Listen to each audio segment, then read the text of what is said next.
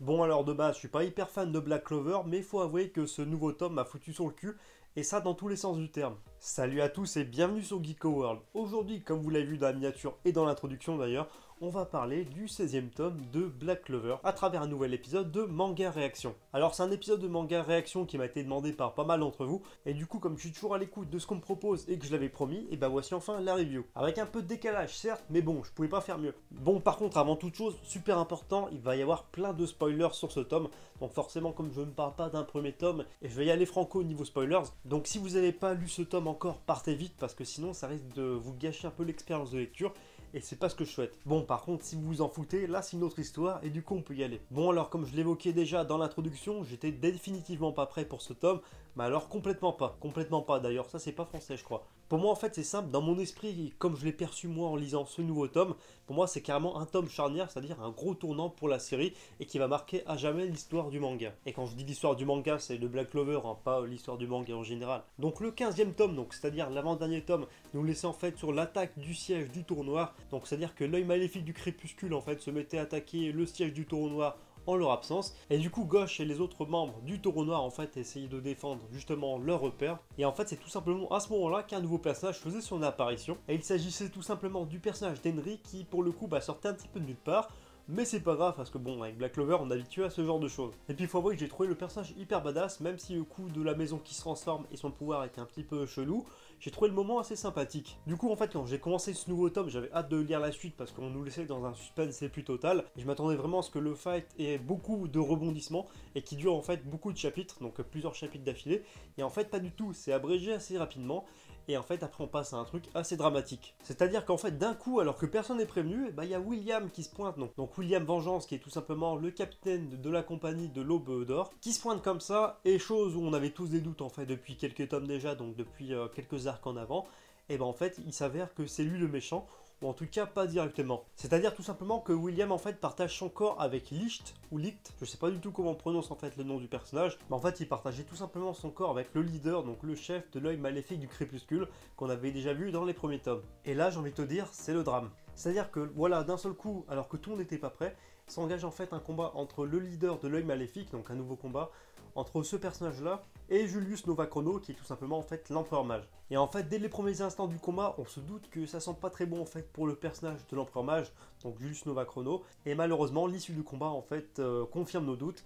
Julius Novachrono, donc l'empereur mage, décède au cours de son combat. Et en fait, pour ajouter une grosse note de drama et en fait renforcer justement l'aspect émotionnel, bien sûr, l'empereur mage meurt dans les bras, aux côtés de Yami, qui est tout simplement le chef de la compagnie du Taureau Noir. Bien sûr, le drama en fait dans ce tome aurait pu finir à ce moment-là, puis partir sur autre chose, sur un nouvel arc, mais bien sûr, ça se passe pas comme prévu, et justement, ça devient encore pire par la suite. Tout simplement parce que Licht, ou Licht, sans déconner, un jour je saurais prononcer le nom de ce personnage, a tout simplement profité en fait de son combat contre l'empereur mage pour voler les dernières pierres restantes et justement mener à bien son grand projet qui menait en fait depuis le début du manga. Et en fait, son grand projet au leader justement de l'œil maléfique du crépuscule, c'était tout simplement de ressusciter ses autres frères elfes, donc les elfes qui sont morts et décédés justement plusieurs années avant. Et en fait, bien sûr, comme dans tout manga shonen qui se respecte, et ben en fait pour ressusciter des personnages, il faut en sacrifier l'autre. Et là, on a compris le concept. Et en fait, d'un seul coup, c'est la surprise générale parce que pas mal des personnages héros auxquels on était attachés passent du côté adverse. Et en plus, malheureusement, d'après ce que j'ai compris, et si j'ai bien compris,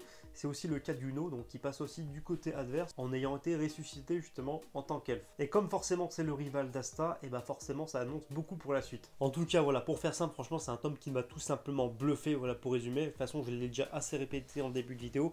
J'étais tout simplement pas prêt pour justement tant de changements d'un seul coup. J'ai trouvé ça assez brutal, mais bien amené. C'est-à-dire qu'en fait, au fil des arcs, on s'était habitué à un train-train un peu quotidien où personne ne mourait, tout se passait plus ou moins bien. Et au final, d'un seul coup, il se passe 7 notes de drama. Et en fait, les méchants qui mènent à bien leur projet d'un seul coup. Et là, franchement, je trouve que l'auteur nous a pris vraiment de court. Et ça, c'était plutôt cool. Les premiers tomes, franchement, de Black Clover, j'aimais bien, mais je trouvais que ça manquait vraiment de prise de risque de la part de l'auteur. Et par la même occasion, d'originalité. Donc, c'est-à-dire qu'on aurait l'impression que c'était un peu du repompé de manga shonen. Par-ci, par-là, un coup Naruto, un coup Fairy Tail. Enfin bref, tous les shonen classiques et qui fonctionnaient. Et depuis quelques tomes, en fait, j'ai repris plaisir en fait à découvrir et à lire Black Clover parce que je trouve que justement le manga, au fur et à mesure qu'il avance, s'émancipe un petit peu des clichés shonen. Enfin, il y en a toujours à fond, hein. Mais en tout cas, s'émancipe un peu de cette image de manga repompé d'un peu partout. Et en fait, pour moi, c'est simple, ce tome 16 marque justement l'envol de Black Clover en tant que shonen vraiment indépendant, loin de tous les clichés qu'on voit habituellement. Bon, après, c'est sûr, on pourra toujours dire que la mort de l'empereur mage par les mains en fait du leader de l'œil maléfique du crépuscule, ça pourrait aussi rappeler par exemple la mort du Hokage dans Naruto par exemple, donc le troisième Hokage.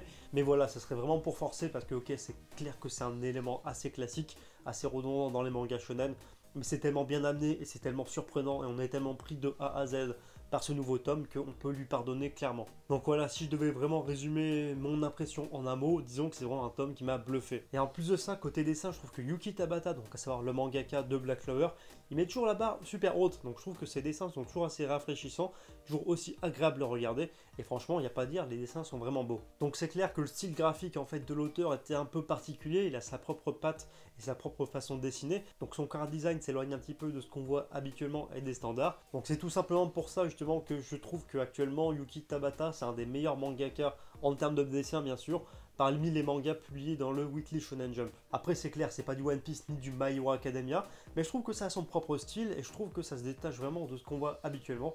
Et ça fait plaisir. Enfin bref, voilà pour mon avis sur ce 16e tome de Black Clover. J'espère que la vidéo vous a plu. En tout cas, comme d'habitude, vous savez ce qu'il vous reste à faire. Si c'est le cas, bah lâchez les pouces bleus. Plus il y aura de pouces bleus, plus ça montrera à quel point vous avez aimé la vidéo. Et ça, franchement, ça fait toujours plaisir de savoir que mon travail a été apprécié. Si c'est pas encore le cas, bah n'hésitez pas à vous abonner à la chaîne. C'est gratuit. Ça prend un clic et après vous pourrez suivre toutes mes vidéos. D'ailleurs, en parlant de suivi vidéo, actuellement, en fait, il y a un petit bug avec YouTube. C'est-à-dire que si vous n'avez pas activé la petite cloche, en fait, juste à côté d'abonner, vous ne recevez pas les notifications.